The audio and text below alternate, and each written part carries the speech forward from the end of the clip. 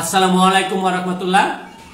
দেশের প্রধান প্রধান দৈনিক পত্রিকাগুলো তাদের আন্তর্জাতিক খবরে যে খবরগুলো গুরুত্ব সহকারে ছাপিয়েছেন তার মধ্যে শুরুতেই থাকছে ইউক্রেন যুদ্ধ বন্ধে ডোনাল্ড ট্রাম্পের সঙ্গে সমঝোতায় প্রস্তুত রাশিয়ার প্রেসিডেন্ট ভ্লাদিমির পুতিন। ইউক্রেনের সঙ্গে যুদ্ধ করতে গিয়ে উত্তর কোরিয়ার 100 সৈন্য নিহত হয়েছে বলে দাবি করেছে দক্ষিণ কোরিয়া। ইয়েমেনে বিদ্যুৎ কেন্দ্র, তেল স্থাপনা ও বন্দরে ইসরায়েলের হামলা, বিমান হামলায় নিহত 9 জন। সিরিয়া বিশ্বের জন্য হুমকি নয় বলে জানান বিদ্রোহী নেতা আহমেদ আল সারা। দেশটিকে ঘুরে দাঁড়ানোর সুযোগ দেওয়ার জন্য সিরিয়ার উপর আরোপিত নিষেধাজ্ঞাগুলো তুলে নেওয়ার আহ্বান জানিয়েছেন এই বিদ্রোহী নেতা। এই ছিল দেশের প্রধান প্রধান দৈনিক পত্রিকার শিরোনামে উঠে আসা শীর্ষ সংবাদ।